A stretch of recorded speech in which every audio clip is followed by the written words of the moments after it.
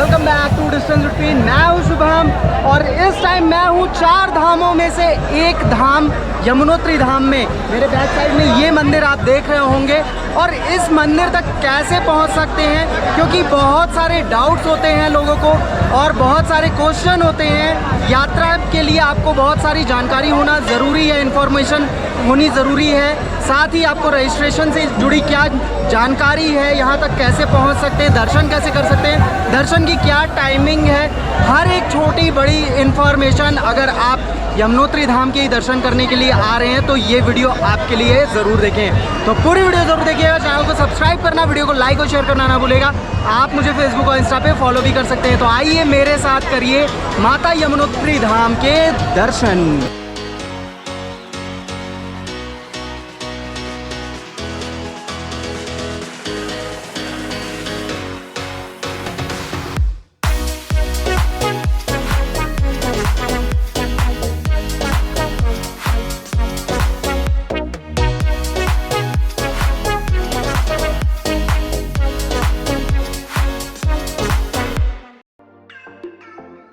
यमुनोत्री जाने के लिए आपको अपनी यात्रा की शुरुआत हरिद्वार से करनी होगी। हरिद्वार से यमुनोत्री तक की डायरेक्ट बस मिलना मुश्किल होता है, लेकिन हरिद्वार बस स्टैंड के बाहर आप डायरेक्ट बस के लिए पता कर सकते हैं। अगर डायरेक्ट बस नहीं मिलती है तो आप बरकोट तक जा सकते हैं, जहां से जानकी चट्टी तक की शेयरिंग कैब मिल जाती है और जानकी चट्टी से यमुनोत्री के लिए पैदल 5 किलोमीटर तक चलना पड़ता है। ऋषिकेश से एक रोड जाती है टिहरी गढ़वाल के लिए और वो ये रोड है, ये आप देख रहे होंगे गंगोत्री यमुनोत्री क्लियर लिखा हुआ है यहाँ पर जाने का रास्ता। और इधर ये मंदिर वगैरह आपको दिखेगा। ये रोड ऋषिकेश को जा रही है, ये देहरादून हरिद्वार वगैरह से आ रही है रोड। और इस पे अब आगे बढ़ना है यमुनोत्री अगर जाना है या गंगोत्री जाना है।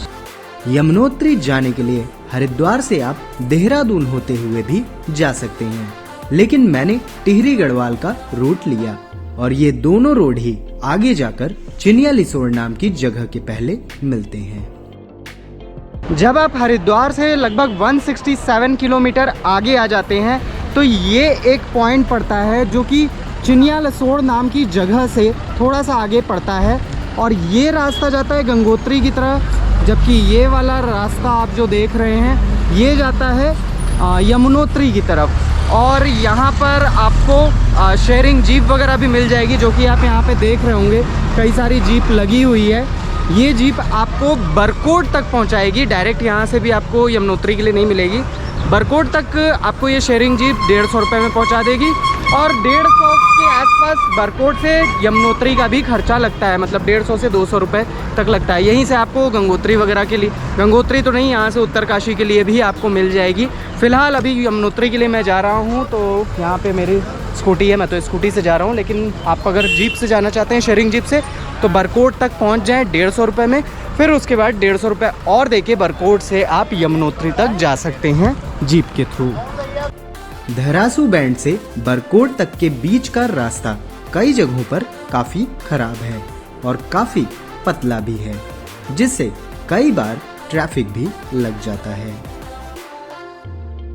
मेरी ट्रिप में मेरा साथ दे रही है ये स्कूटी और आप देख रहे होगे कितना लगेज इस पर भरा हुआ है और काफ़ी मतलब बढ़िया एकदम यहाँ पे सर्विस इसकी मिल रही है, कोई प्रॉब्लम नहीं हुई है और इजीली मतलब चला पा रहे हैं।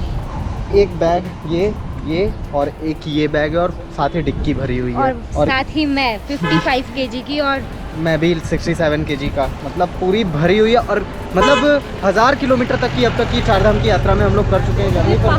पहाड़ों पे कहीं पे भी प्रॉब्लम नहीं है। ये मैंने बुक की है घूमो बाइक एंड स्कूटी, जो कि हरिद्वार में है। कॉन्टैक्ट नंबर डिस्क्रिप्शन बॉक्स में है और साथ ही साथ ये भी आप देख सकते हैं, इसके मुंह पे मैंने लगा दिया है और तो कॉन्टैक्ट कर सकते हैं आप और आप भी बुक कर सकते हैं, हायर कर सकते हैं स्कूटी और बहुत ही बढ़िया मिलेगी और सर्विस बहुत अच्छी है। मैंने हरिद्वार में और भी जगह किया था और दोनों भाई सुंदर भी है। तो रास्ते में ये यहाँ पे आप देख रहे होंगे कई सारी बसेस खड़ी हैं, और जिन्होंने भी ऑनलाइन रजिस्ट्रेशन नहीं करवाया है वो यहाँ पर आके निःशुल्क पंजीकरण करवा सकते हैं। और क्या सुविधाएं हैं? निःशुल्क पंजीकरण नहीं, यहाँ पे जो ऑनलाइन रजिस्ट्रेशन करवा के आए हैं उनका वेरिफिकेशन हो रहा है। अच्छा। और जिन्होंने नहीं करवाया है उनको यहीं से भगा दिया जाएगा। अच्छा, ये भी है। तो यहाँ पे रजिस्ट्रेशन मतलब नहीं हो रहा है, रजिस्ट्रेशन नहीं हो रहा है, तो ऑनलाइन रजिस्ट्रेशन ज़रूर करवा ले। और यहाँ पे आगे हेल्थ चेकअप वगैरह का भी काउंटर लगा हुआ है कि अगर आपको कोई प्रॉब्लम है तो आप यहाँ पर काउंटर पर आकर हेल्थ चेकअप भी करवा सकते हैं। यमुनोत्री दर्शन के लिए बरकोट ही स्टे के लिए सबसे आइडियल प्लेस है, क्योंकि यहाँ पर आपको कई सारे रूम्स मिल जाएंगे, लेकिन ये आपको काफी कॉस्टली पड़ेंगे, जहाँ 2000 रुपए पर नाइट में बहुत ही बेसिक सा रूम आपको मिलेगा। एक खुशखबरी है, और खुशखबरी ये है कि हम लोग को यहाँ पे रूम मिल गया है, और 1500 रुपये में रूम मिला है। वो अभी मैं आगे दिखा देता हूँ कैसा है। बाकी रूम पूरे रास्ते भर में इसी रेंज में मिल रहे हैं, और बहुत नॉर्मल से, इवन ये नॉर्मल से थोड़ा मुझे बाकियों से बेटर लगा। नहीं तो 1000 रुपये में धर्मशाला टाइप में मिल रहा था, 1000-1200 रुपये में, और सेपरेट आपको बाथरूम भी ऐसा नहीं मिल रहा था, कॉमन बाथरूम मिल रहा था। तो यहाँ पे मुझे थोड़ा, और मैं जिस होटल में गई थी एक अच्छा सा देखने, उसका रेंट था 4000 रुपीज़। हाँ, जो कि आप दिल्ली वगैरह में शायद 1500 रुपये में मिल जाता, 1500-2000 में। वैसा रूम यहाँ पे 4000 या 5000 की रेंज में मिल रहा है। हवा बहुत तेज चल रही है, हवा नहीं, आंधी चल रही है। तो अब आपको रूम दिखा देता हूँ मैं। अंधेरा सा है, लाइट वाइट नहीं है। ये आप देखो, ये रहा डबल बेडरूम, और बड़ा थोड़ा छोटा सा है। यहाँ पे बाथरूम, ये वॉश बेसिन ये रहा, और यहाँ पे ये टॉयलेट। तो इसके लिए इस सीज़न में यहाँ पे 1500 रुपये मुझे देने पड़े हैं। और रूम वैसे बाकी जो मैंने देखे हैं उससे तो काफ़ी सही है, और इसको दिन में ले लिया, नहीं तो शाम तक में रेट भी बढ़ते रहते हैं यहाँ पे, जैसे जैसे डिमांड बढ़ती है। फिलहाल यहाँ पैक हो जाते हैं शाम तक सारे रूम, और यही सीज़न होता है इसलिए रेट काफ़ी ज़्यादा रहते हैं। बाकी ठीक है, इतना तो मान के चला ही था कि इतना लग जाएगा। यहाँ आप दाल चावल या थाली लेते हैं तो आपको 100 से 150 रुपए तक देने पड़ सकते हैं, जबकि ब्रेकफास्ट में आपको यहाँ चाय, पराठे या मैगी के ही ऑप्शन मिलते हैं। क्योंकि मौसम काफी खराब था और लेट भी हो गया था, इसलिए मैं अगले दिन यमुनोत्री के लिए मॉर्निंग 6 बजे निकला, जहां से यमुनोत्री केवल 25 किलोमीटर की दूरी पर था। यमुनोत्री जाने के लिए ये 25 किलोमीटर के रास्ते के व्यूज बेहद खूबसूरत थे, लेकिन ये रोड कुछ जगहों पर बेहद रिस्की और खराब भी थे। जानकी चट्टी में हम पहुंच चुके हैं, और यहाँ की कंडीशन बहुत अच्छी नहीं है। ये आप देख रहे होंगे रोड पे क्या हाल है। यहाँ पे एकदम कचरा है और कीचड़ वगैरह है, और पार्किंग के लिए भी आपको यहाँ से लगभग आधा किलोमीटर दूर पार्क करना पड़ेगा। आप किसी शॉप वगैरह वाले से बात कर सकते हो, उनसे भी लगवा सकते हैं, पर वो भी मतलब लिमिटेड ही है। और बाकी 4 व्हीलर के लिए 150 रुपीज़ है पार्किंग चार्जेस। हाँ, और 2 व्हीलर के लिए नेगोशिएट करोगे तो 50 तक, अदरवाइज 100। जानकी चट्टी में अगर आप स्टे वगैरह लेना चाहते हैं तो यहाँ पे स्टे अच्छा आपको बिल्कुल नहीं मिलेगा, बहुत नॉर्मल सा मिलेगा। और 1000 में तो एकदम ही, मतलब आप समझ लो कि धर्मशाला वाला जो हमारी तरफ शायद 100-200 रुपये में मिलता है वैसा मिलेगा। बाकी 2000 मिनिमम रेट है यहाँ का। और यहाँ मतलब आपको गंदगी वगैरह बहुत दिखेगी हर जगह, आप देख रहे होगे कीचड़ विचड़ पूरा फैला हुआ है, और लिमिटेड जगह ही है। प्लेस तो नेचुरल है काफ़ी, लेकिन गंदगी काफ़ी हो गई है, इस वजह से शायद यहाँ का जो नीचे का हिस्सा है वो ना पसंद है। अब ऊपर की तरफ जाते हैं, 5 किलोमीटर की ट्रैक है, देखते हैं कितना टाइम लगता है। और यहाँ पर ये पर्यटक आवास गृह भी है GMVN का। जय माता दी। तो GMVN में बुक करवा के रखें पहले से एडवांस में, ताकि आपको कोई परेशानी ना हो, और वहाँ आपको लिमिटेड रेट में भी, मतलब जेन्युइन रेट में भी मिल जाएगा। और बाकी पालकी वगैरह का पता करते हैं। और ये बसेस वगैरह यहाँ तक आती हैं।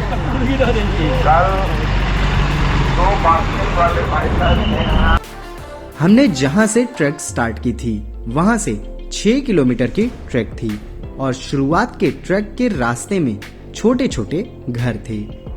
यहाँ पैदल ऊपर जाने के अलावा पिट्ठू, पालकी और घोड़े का भी ऑप्शन था, जिसमें घोड़े के आने जाने का 2500 रुपए जबकि एक साइड का 1500 रुपए लगता है। वहीं पिट्ठू या बास्केट से आने जाने का 5000 रुपए और पालकी से आने जाने का 8000 रुपए लगता है। गवर्नमेंट की तरफ से यहाँ रेट्स फिक्स हैं, लेकिन उस रेट में आपको कोई नहीं ले जाएगा। तो ये रही रास्ता जिससे हम जाएंगे ऊपर की तरफ ट्रैक करके 5 किलोमीटर। शुरुआत के रास्ते कुछ ऐसे हैं। पूजा को बहुत पसंद आया ये रास्ता। ये केदारनाथ से भी वर्स्ट कंडीशन में है क्योंकि यहाँ पे इतनी पॉलीथिन्स है और इतना सारा सामान कूड़ा सब गिरा के ना, मतलब सड़ने वाली स्मेल जो आती है ना, गंदी वाली स्मेल आ रही है। फिलहाल ऐसा कुछ है, अभी चलते हैं आगे जाके अच्छा रास्ता मिलेगा। शुरुआत में यहाँ कुछ धर्मशाला भी दिखे और मेडिकल स्टोर की शॉप्स भी। रास्ते में जगह जगह खाने पीने की भी दुकानें थी और रेट्स भी ठीक ठाक थे। पकौड़ी कैसे? 40 रुपए का 100 ग्राम। समोसा 20 का एक। कुछ जगह पर रास्ते काफी स्लिपरी थे और पैदल चलने तक की भी कई बार जगह नहीं मिल रही थी। लगभग 2.5 किलोमीटर चलने के बाद आपको 2 रास्ते मिलेंगे। पहला ये है वैकल्पिक मार्ग और दूसरा ये है मैंने पुलिस वालों से बात की तो जो यात्रा का रूट है प्रॉपर यही वाला सजेस्ट किया है उन्होंने। और 2.5 किलोमीटर की और यात्रा बची है। टाइम मैं देख लेता हूँ कितना लगा है इतना करने में। 9:30 बज गए हैं। 7:50 पे शुरू किया था, मतलब कि आधा कंप्लीट हुआ है लगभग 1 घंटा 40-45 मिनट में। तो रास्ते में जाम काफ़ी था, इस वजह से ये सब प्रॉब्लम हुई है। कीचड़ बहुत था, ट्रैफिक लग गया था पैदल चलने वालों के। अभी तो चलते हैं, अब इसके आगे देखते हैं यहाँ से क्या और कैसा रास्ता है। बाकी दूसरा ऑप्शन ये भी है। यहाँ बीच बीच में पीने के पानी के पॉइंट्स बने हैं, पर टॉयलेट्स की सुविधा यहाँ ना के बराबर है। भैरव मंदिर तक पहुँचने में लगभग 2.5 घंटे लग गए हैं और यहाँ से 1 किलोमीटर के आसपास की दूरी है। मंदिर के आगे का रास्ता अभी तक ठीक लग रहा है और बाकी मौसम अब थोड़ा बिगड़ने लगा है। बादल आ गए हैं, आप देख रहे होगे। और आगे बढ़ते हैं। आई थिंक अब आधे घंटे में पहुंच जाएंगे मेन मंदिर यमुनोत्री धाम तक और करेंगे माता यमुना जी के दर्शन। बीच बीच में यहाँ बारिश भी होती रहती है, इसलिए साथ में रेन कोट जरूर रखें। जबकि दुकानों पर यहाँ 40 से 50 रुपए में आपको ये रेन शीट मिल जाती है। मंदिर से आधा किलोमीटर पहले ही आपको दिखेगा ये व्यू। 3-3, 4-4 वाटरफॉल बह रहे हैं और जब आप सामने आएंगे तब आपको अपनी आंखों से देखेंगे तब आपको ये खूबसूरती अच्छे से समझ में आएगी। और पूरे हम लोग यहाँ पे कीचड़ से गंदे हो चुके हैं। और हाँ, आप ऊपर अगर देखेंगे तो माउंटेन्स है, मौसम ख़राब हो चुके हैं पूरा। ये देख रहे होंगे बर्फ़ के पहाड़ है, ये बर्फ़ है इधर, यहाँ पे बर्फ़ है, उधर वाटरफॉल गिर रहा है, वो वाटरफॉल गिर रहा है, कई जगहों से वाटरफॉल गिर रहा है और बहुत खूबसूरत दृश्य है। बस मंदिर तक अब जल्दी से पहुँचना। ये पूरा रास्ता शुरू से अंत तक लगभग चढ़ाई का है, जहाँ लास्ट में आपको कुछ खूबसूरत नज़ारे भी दिखेंगे। मंदिर अब काफ़ी करीब दिखने लगा है। सामने आप ये देख सकते हो मंदिर और बहुत भीड़ है यहाँ पर। दर्शन आप कर सकते हैं यहाँ पर यमुना जी। मौसम खराब हो रहा है, रास्ते में दिक्कत का सामना करना पड़ सकता है। जिन यात्रियों ने दर्शन कर लिया जाने। मंदिर के पीछे ही सूर्य कुंड भी है, जिसमें लोग चावल पकाते हैं और प्रसाद के रूप में ले जाते हैं। साथ ही यहीं पर दिव्य शिला भी है और यहाँ पर भी काफी सारे भक्त पूजा पाठ करते या करवाते हैं।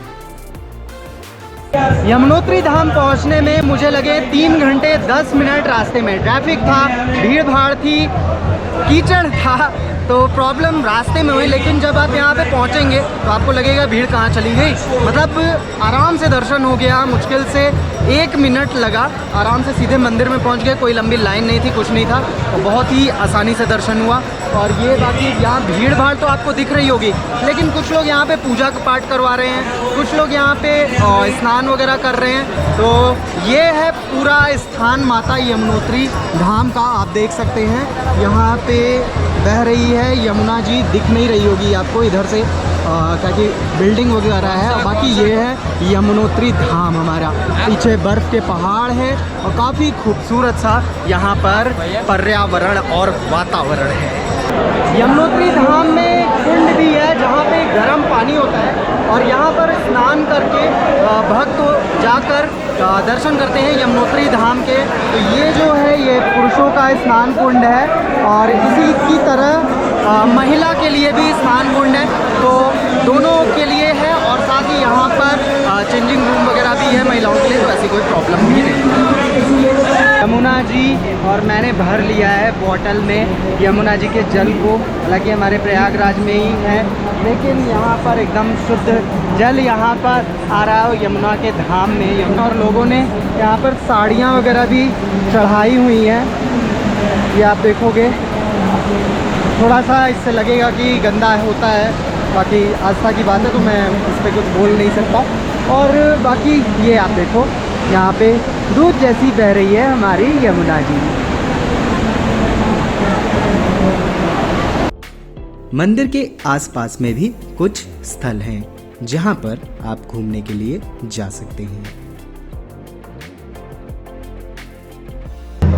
यमुनोत्री धाम के दर्शन की टाइमिंग्स को लेकर बहुत कन्फ्यूज़न होती है, वो मैं क्लियर कर देता हूँ। मॉर्निंग में 5 बजे मंगला आरती होती है और उसके बाद 6 बजे मॉर्निंग में मंदिर ओपन हो जाता है दर्शन के लिए। और फिर 9 बजे भी आरती वगैरह होती है सुबह में ही, और फिर लगातार खुला रहता है। बीच में वही 9 बजे थोड़ा 10-15 मिनट के लिए बंद होगा और रात को 9 बजे डायरेक्टली क्लोज़ होता है। मतलब मॉर्निंग 6 बजे मंदिर ओपन हो जाता है और रात को 9 बजे तक ओपन रहता है। तो इस टाइमिंग में आकर आप आसानी से यमुनोत्री धाम में दर्शन कर सकते हैं और आपकी कन्फ्यूज़न आई थिंक क्लियर हो गई होगी। अब जो मैं आपको इन्फॉर्मेशन देने वाला हूँ वो आपके लिए सबसे इम्पॉर्टेंट होगी। सबसे ज़रूरी चीज़ जानते हैं कि आपको कितने बजे अपनी यात्रा शुरू करनी चाहिए। अगर आप हरिद्वार से जा रहे हैं तो आप अपनी मॉर्निंग में जितनी जल्दी हो, मतलब 5-6 बजे यात्रा शुरू कर दें बरकोट के लिए। जब आप बरकोट पहुंच जाते हैं तो अगले दिन आप जाएंगे जानकी चट्टी के लिए, जहां से ट्रैक स्टार्ट होती है यमुनोत्री जी के लिए।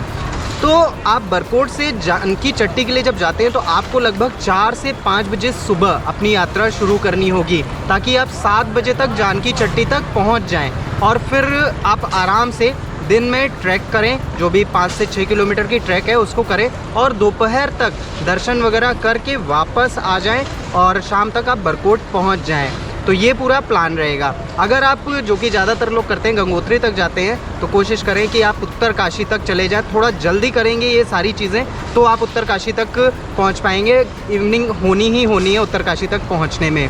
तो ओवरऑल इस तरह से आप कर सकते हैं। और जल्दी यात्रा करने का एक और प्लान, एक रीज़न ये भी है कि जो जानकी चट्टी है वहाँ पर आपको धर्मशाला वगैरह अच्छा नहीं मिलता है, वहाँ पे रहने का अरेंजमेंट अच्छा नहीं है। तो कोशिश करें कि वहाँ ना रुकें, क्योंकि वहाँ पे अरेंजमेंट आपको कहीं भी बढ़िया नहीं मिलेगा और कॉस्टली भी बहुत पड़ेगा।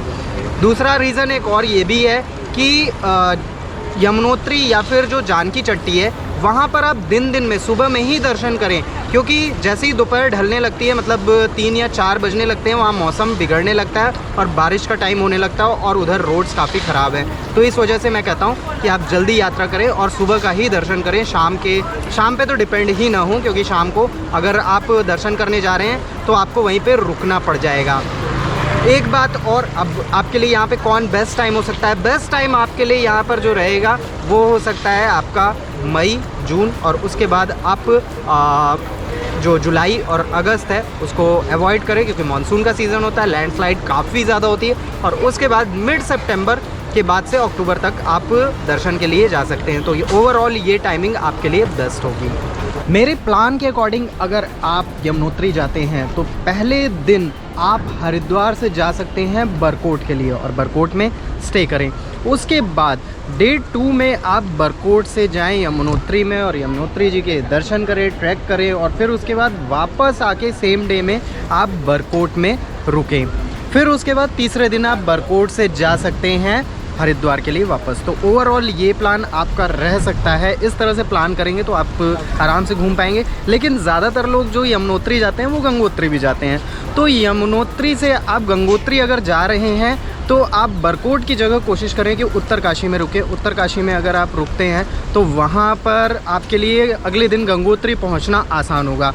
तो अगर गंगोत्री का प्लान कर रहे हैं तो उत्तरकाशी में रुकें और अगर वापस, जो कि बहुत कम ही लोग आते हैं यमुनोत्री से वापस हरिद्वार, तो उनके लिए ये रहेगा सजेस्टेड कि आप बरकोट में रुके उस दिन। बात अगर यहाँ पर होटल की जाए तो होटल आपको यहाँ पर 2000 रुपये पर नाइट में मतलब लग जाएगा। आपको 2 नाइट रुकने पड़ेंगे और 1000 रुपये में भी मिल जाएंगे, लेकिन आपको क्वालिटी अच्छी नहीं मिलेगी। रूम बहुत बेसिक सा 1000 रुपये में मिलेगा। इवन धर्मशाला वगैरह से भी पूरा मिलेगा और कॉमन आपको बाथरूम वगैरह भी नहीं मिलेंगे। और अगर आप मील्स की बात करें तो जो पूरी ट्रिप होगी यमुनोत्री की 2 नाइट की, इसमें आपका लगभग 2 या 3 दिन की, तो इसमें आपका 2000 रुपये तक का आपका खाने पीने पे एक लोग का खर्चा आएगा। इसके बाद जो खर्चा ट्रांसपोर्टेशन का है ये कई तरह का हो सकता है। पहला आपका हो सकता है कि आप स्कूटी से जाएं या फिर शेयरिंग जीप से जाएं, बस से जाएं और एक हो सकता है कार से जाएं। तो अगर आप बस से जाते हैं तो आपका ओवरऑल आना जाना सब मिला के लगभग 2000 रुपये लग जाएगा। शेयरिंग जीप में भी लगभग आपका इतना ही आएगा, थोड़ा 500 रुपये ऊपर नीचे हो सकता है। और तीसरा, स्कूटी से भी जाते हैं तो स्कूटी पे अगर 2 लोग बैठते हैं तो भी आपका 2000 रुपये तक का खर्चा आएगा। ओवरऑल ये खर्चा आपका आएगा 2000 रुपये का बजट आप मान के चले, अगर आप स्कूटी, बस या फिर शेयरिंग जीप से जाते हैं। अगर आप कार करते हैं तो पूरी ट्रिप के लिए आपको 15 से 20 हज़ार रुपये 4 सीटर कार के देने पड़ सकते हैं और ये पर पर्सन आपके ऊपर पड़ जाएगा लगभग 10 से 12 हज़ार रुपये। और अगर कार में 4 लोग बैठते हैं तो लगभग आपका 5 से 6 हज़ार रुपये एक पर्सन पे खर्चा आएगा। तो ओवरऑल मतलब इस तरह से आपका खर्चा डाइवर्सिफाई हो जाएगा।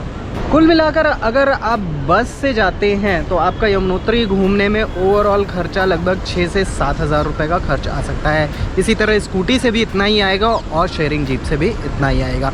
अगर आप कार करते हैं और कार में 2 लोग बैठते हैं तो आप मान के चले कि लगभग आपका 10 से 12 हज़ार रुपये पर पर्सन का खर्च आएगा यमुनोत्री की ट्रिप में। और वहीं अगर आप जाते हैं बाई मतलब 4 लोग हैं उसी कार में और कार के थ्रू जाते हैं 4 सीटर कार में, तो आपका यही खर्चा लगभग आ सकता है 6 से 7 हज़ार रुपये पर पर्सन का। तो ओवरऑल ये बजट आपका यमुनोत्री का हो सकता है। थोड़ा और सेव करना चाहते हैं तो आप बरकोट और उत्तरकाशी के बीच में पड़ने वाले चिनियालिसोड़ नाम की जगह पर स्टे कर सकते हैं जब आप रिटर्न आते हैं यमुनोत्री में दर्शन करके। वहाँ पे मुझे 800 रुपये पर नाइट में 2 एडल्ट्स के लिए रूम मिल गया था और वहाँ पे काफ़ी सस्ते आपको ऑप्शन मिल जाएंगे। तो ट्राई करें वहाँ पर रुकने के।